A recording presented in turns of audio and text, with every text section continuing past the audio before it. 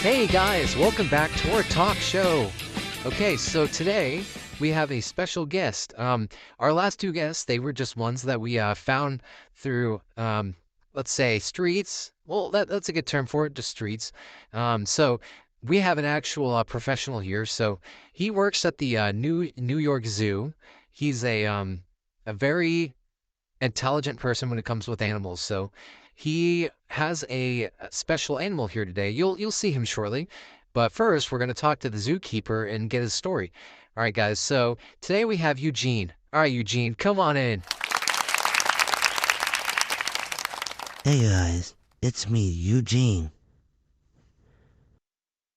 Welcome, Eugene. How you doing today? I'm doing pretty good. How are you? Doing fantastic. So, I have a lot of important questions. Okay. So, what animal did you bring today?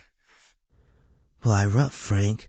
He's an Arctic polar bear, and he's one of the biggest animals that we have in our zoo. And how many animals do you guys have? We have about 75 different species of animals. And he's the biggest one. You said. He's one of the biggest ones, yeah. What are the other ones? Can you name a few? Well, we have camels.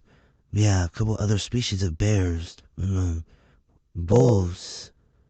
We have some aquatic animals like penguins. That's a variety there. Um, can you tell me a little bit about yourself and how you became a zookeeper? Well, I've always had a great interest in animals, and so I started working at the zoo at a very young age, and through connections there, I was able to get the job as the head zookeeper at the zoo. Um, I work for a lot of animal charities, raising money to protect endangered species and things like that. That's fantastic. What was your first day like as a zookeeper and any memorable moments? Well, the first day it was a long time ago, so it's a little hard to remember, but there definitely have been some memorable moments throughout the years. Like that one time, and I think it was 2016, around there. We had a little incident with a gorilla. That was memorable. And what does a typical zoo day, like a day at the zoo, look like for you? Mostly just going around to the different animal cages and feeding animals and making sure that their enclosures are safe and able to be lived in by the animals, things like that. Okay, I'm gonna ask you a few more questions here, and then I'll let you showcase your animals. So, what's one animal that you find like particularly fascinating, and why? Um, huh, I'd have to say probably the species of bird that the flamingos. That's what it is. Can you remember for a second? The flamingos. They're pretty interesting. They're pink, so that's pretty cool. They're very adaptable to different environments as well. That's yeah, that's amazing. So just two more questions here. How do you address concerns or criticisms about keeping animals in a captivity? Excuse me. Well, our zoos are very safe and they're very well maintained and humane for the animals. They're not mistreated or abused or anything like that. And so the animals are pretty comfortable and they're pretty safe there. A lot of them aren't able to live on their own in the wild, and so we keep them alive here. Perfect. Okay, yeah, that's amazing work you guys do. So, last question. What message do you hope visitors take away after visiting the zoo?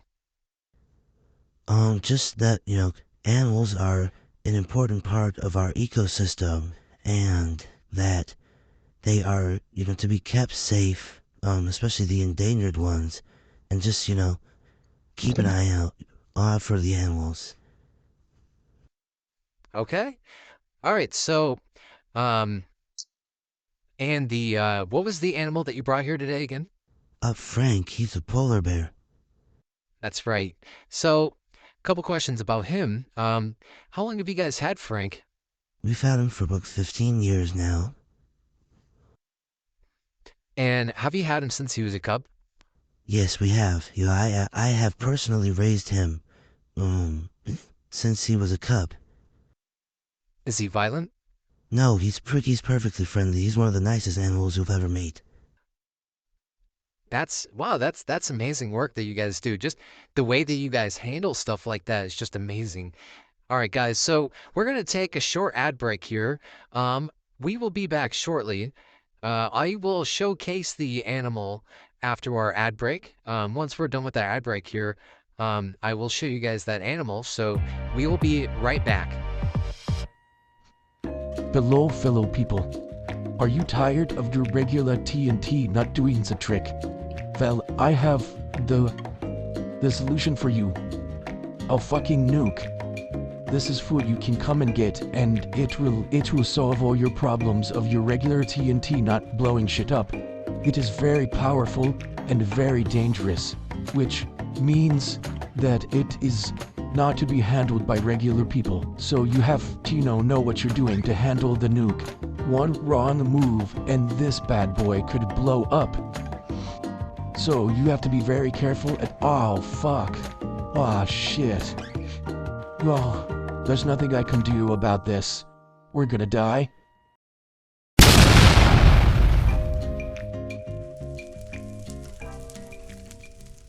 All right, guys, welcome back to our talk show. So after our intermission there, he let me look at his bird. Very sweet bird. I think can I feed him? Yeah, sure. But, uh, my bird, what did you do? Uh, uh, you, you killed my bird, my bird. What the fuck? I am so sorry. What the fuck, man? Why'd you kill my bird? I didn't mean to. Hey, fuck you, asshole. All right, guys, we're back. So we had a little intermission there. Some stuff was happening. Don't worry about that. It's all taken care of. Okay, so now we're gonna get back to the animal showcase here. So today we have the polar bear. And his name is Frank, and we are going to showcase him today. He is part of our special guest here. I guess you could say that. All right, so, and you've had him for 15 years, and you've owned him since he was a cub? Yes, that's correct. How did you guys get Frank? We rescued him from the Arctic after his mother had died, and he was on his own and also injured as well. Again, amazing work you guys do. So, are you ready to showcase everyone Frank here? Yeah, let me just go get him real quick.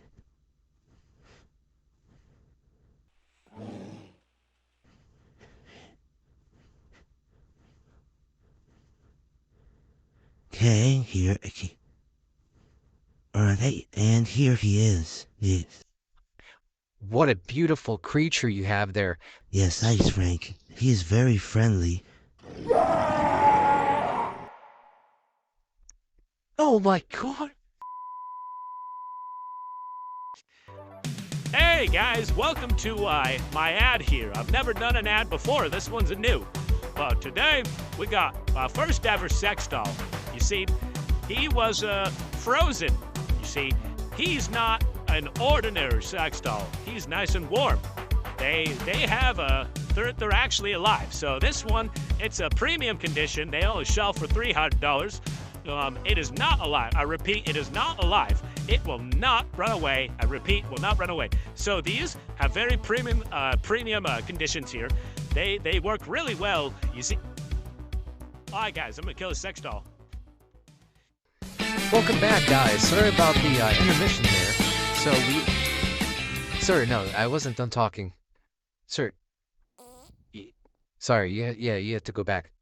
Okay, so, sorry about that intermission back there, guys. So, we got, the zookeeper's body taken care of. The polar bear kind of went out. Sir, you can wait. Okay, so, we got the, blood taken care of as well on my new fucking carpet, but we won't worry about that. So we have a new guest. He's a World War II veteran. He is 101 years old. And so he has served in the military for a term of 4 years. He is a very nice person from what I've heard from other people and his family. And he's here to talk to us and tell us his story. You know, he's had a long life and has been around for a long time and might have some wise advice for us, you know. So we are bringing Edward. Edward, come on the show. Welcome in. Edward, you can come in. Yeah, you can come in now. Guten Morgen. Take a seat. How's it going? Das gut, das gut. Okay, so can you tell us a little bit about yourself? Well, I grew up in Berlin. I served in the war on the side of the Volksmarsch army. And so you said you were in the war for 4 years, correct? Yeah. And it was World War II? There, sir. So can you tell me, how did the war affect your, like, not daily life now, but more as your lifestyle back then when you first started? Well, everything was going perfectly fine up until the war. We got hit by a lot of problems. And then as Supreme Leader Adolf Hitler, he was challenged by the rest of the world, and they all wanted to hurt him. And so everything had to change for us. We had to stop getting rid of as many problems, and we started having to fight. In France. I spent a lot of time in France. Interesting. Can you share one of the toughest moments you faced during the war? Well, one of the toughest moments was when I was hit by a rocket in the stomach. It didn't explode. It's still there. They weren't able to remove it, but it's still there. That's unbelievable. And you survived that. Yeah. Wow, that is amazing. Just curious, what was your favorite meal during the war? Like for rations and MREs, for example. Well, we weren't able to really both, from many different places, so food was short. We just kind of ate whatever we could find. The people, they were good. Very interesting. That's a very touchy subject. So, knowing what I know now, has anything affected you like nowadays, like just as your daily life, like what that one situation you just explained? Does that still affect you?